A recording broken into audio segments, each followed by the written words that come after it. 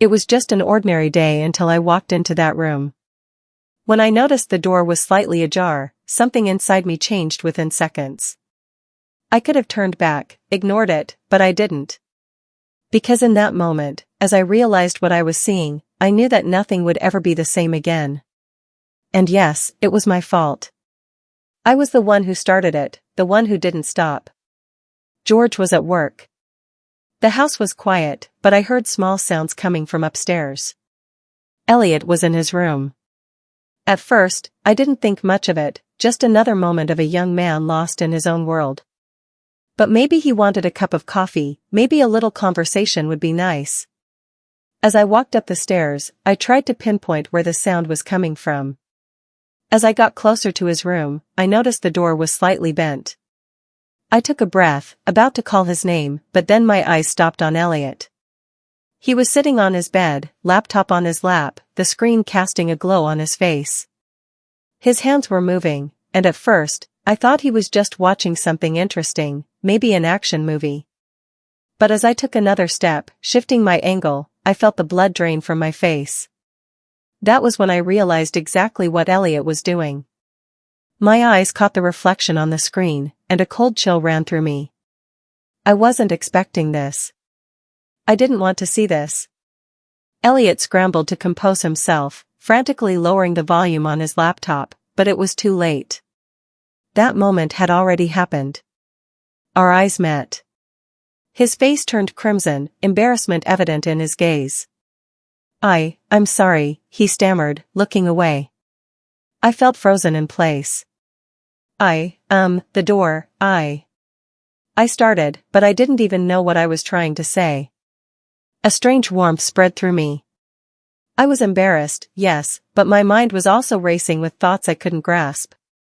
I quickly stepped out of the room, my heart pounding in my chest. I pressed my hands to my face, trying to steady my breath. What the hell was that? What had I just done?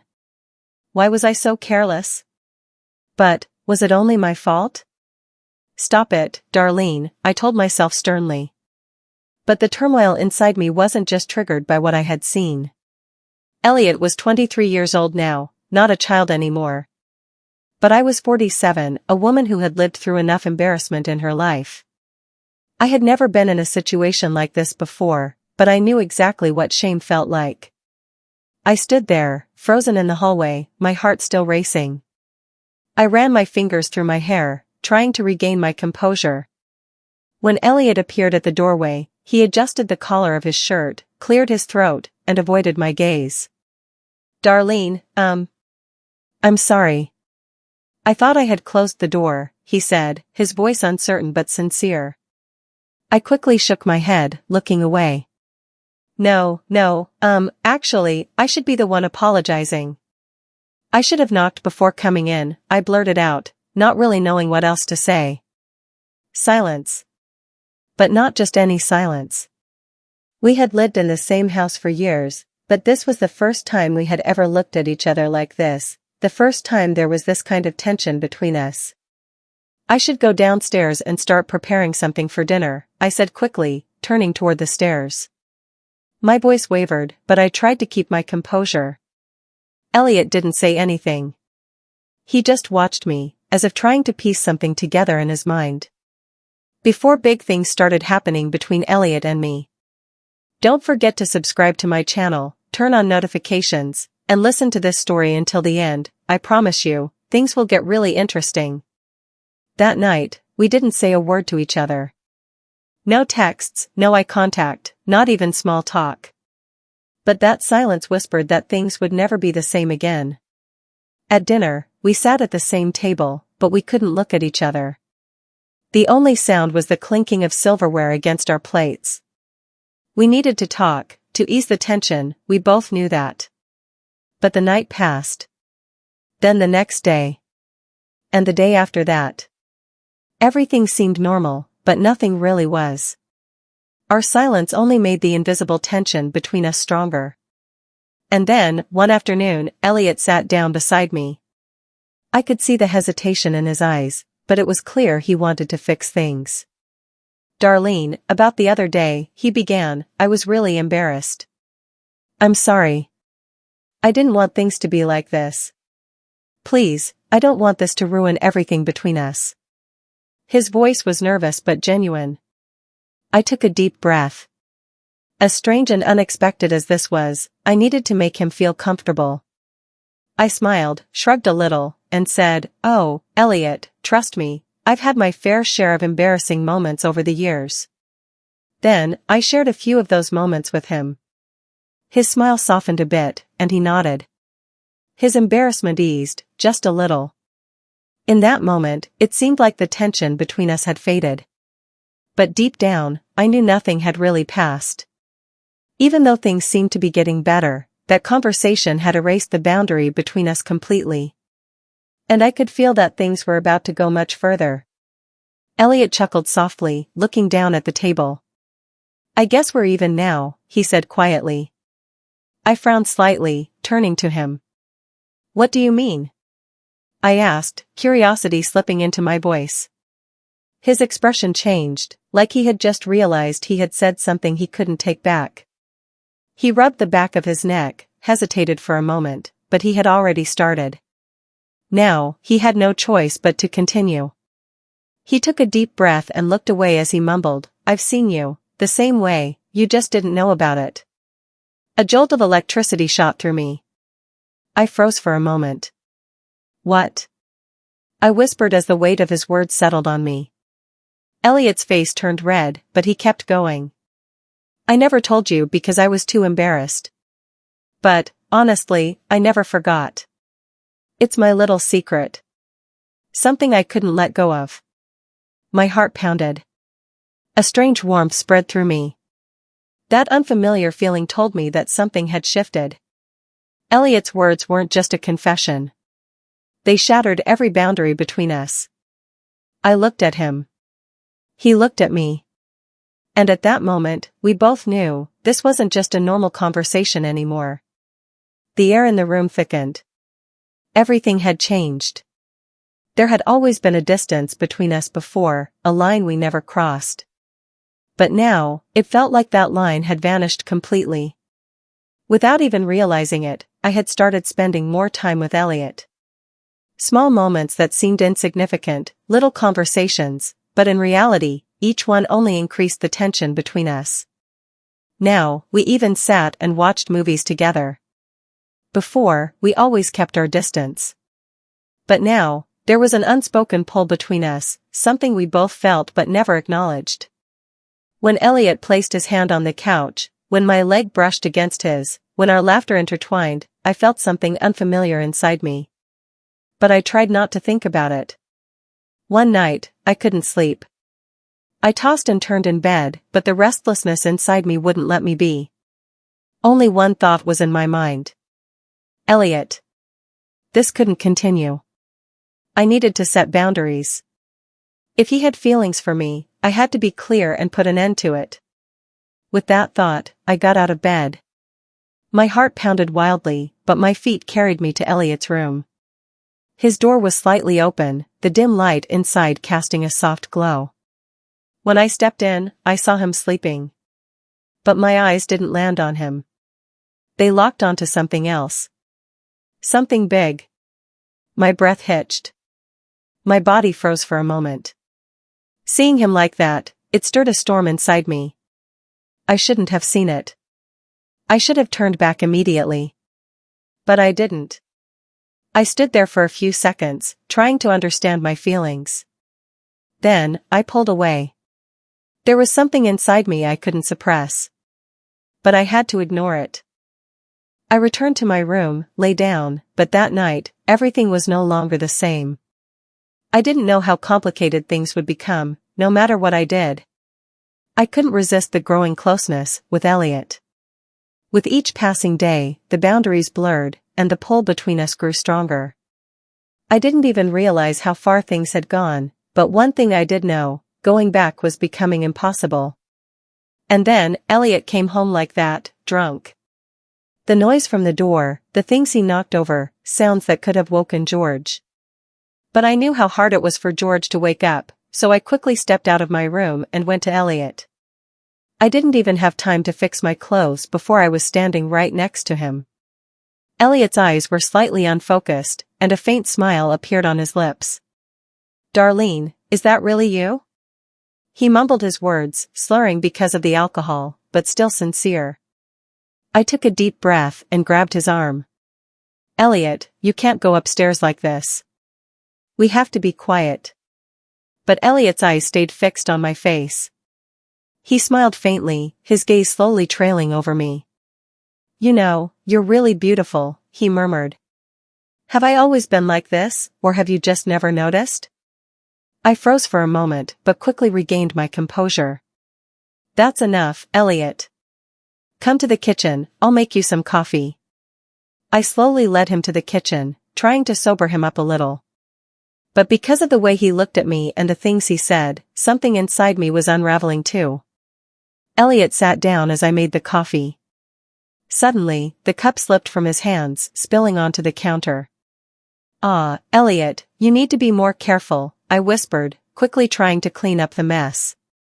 But Elliot only smiled gently. "Why are you always so sweet?" I rushed to clean the kitchen. "We can't stay here much longer. George is sleeping upstairs, but in this state, you can't make any more noise." "All right, we'll go upstairs. But we have to be quiet," I warned, wrapping an arm around him to guide him toward the stairs. By the time we reached his room, his movements had become even more unsteady. He needed to change his clothes, but he was too out of it to do it himself. At first, I wanted to leave, but seeing him struggle to unbutton his shirt, I instinctively helped him. As my fingers brushed against the buttons of his shirt, Elliot's breathing slowed. In that moment, the tension between us filled the air. The silence only made it more intense. I knew exactly what I was doing, and yet, at the same time, I didn't. Elliot was looking at me differently now. And this was one of those moments we could never take back. He hesitated while changing, letting his hands drop to his sides, locking eyes with me. That was when I realized my own breathing had quickened. It was so quiet. The air in the room had become heavy, making it hard to breathe. "I'm not playing this game anymore, Darlene." His voice was soft at first, but firm. I stared at him, my heart pounding. But what was Elliot trying to say? "Are you?" he asked, his voice dropping lower. "We touched once, and that was it. Don't think about it anymore." "I know that thought crossed your mind before you fell asleep," he said. A shiver ran down my spine, making me step back slightly. But my feet felt glued to the floor. "Elliot, this isn't right," I said. But my voice trembled. Elliot smirked, but it wasn't an innocent smile. "We passed the point of deciding what's right a long time ago, Darlene. Stop lying to yourself."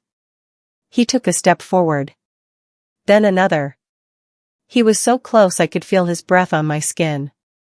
He reached out, his fingers lightly grazing my cheek. I wanted to look away, but I couldn't.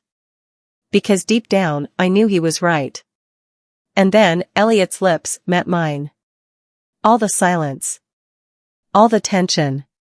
The answer to everything was hidden in that moment. The thoughts racing through my mind suddenly quieted. My doubts faded into whispers. Because I didn't resist Elliot. And the truth was, I never wanted to. My hands trembled, but I didn't pull away. When I saw the determination in Elliot's eyes, I knew there was nothing left to hide.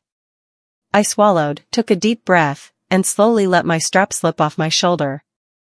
"You're right, Elliot," I whispered, my voice barely louder than a breath. "No more playing this game." He closed the distance between us completely. I lay back on the bed, my heart pounding in my chest. But turning back was no longer an option. Elliot slowly leaned down, looking into my eyes for a long moment before smiling. "Don't be scared," he said, his voice warm and reassuring. "Everything's okay." I looked away, another shiver running down my spine. Even if I couldn't admit it to myself, I knew how long I had been waiting for this moment. But I still couldn't stop the words from tumbling out of my mouth. "Elliot. I'm a little scared." My breathing was uneven for a million reasons. Elliot smiled and ignored what I said, as if he liked it. Maybe it was because he was drunk. Elliot leaned in close to my ear and whispered, "George can't wake up." I knew what he meant. We had to be quiet. I didn't know how I felt. Something huge was building inside me, and I had to stop myself from making any noise. Elliot looked at me and murmured something like, "I know, darling. Everything's perfect. And so are you." Did he know? I think he guessed. And he understood me. I couldn't hold back anymore. I closed my eyes. I gripped the sheets with trembling hands, my body shaking. I covered my mouth to keep from making a sound. Elliot was too drunk to care about anything. Even this affected me too much. The excitement of the moment mixed with everything else, making the feeling impossible to resist. Elliot was drunk, exhausted, and breathless. I whispered, "Elliot," my face burning. "We have to hurry." "All right," he murmured. "All right." But he didn't stop. And more. And more. I felt another wave crash over me, and I stopped caring about anything. I wasn't even myself anymore. I closed my eyes. "Anything you want, Elliot. Anything you want." He must have liked that because he gave in completely. That was enough. The heat inside me was overwhelming. I quickly laid Elliot down, pulled the covers over him, and locked the bedroom door. I wanted to take a shower, something slow, something to completely relax. I didn't know what would happen next. What had just happened? I thought about it as I showered, but at the same time I felt anxious. Restless. But then, when I stepped out, my mind felt clear again. Strangely, I actually felt calm. I couldn't even be angry at myself, because my body felt as relaxed as my mind. I dressed in silence, walked to bed, and slept as if nothing had happened. But the truth was, this was just a moment of excitement. A reckless desire. But nothing is ever that simple. And this wouldn't be either. It wouldn't stop here. It couldn't. Bigger things had happened. More intense things. And in the end, George would find out everything. This story isn't over yet. Make sure to follow and subscribe so you don't miss what happens next. Turn on notifications and leave a comment. Your support means everything. And if you've read this far, thank you for listening.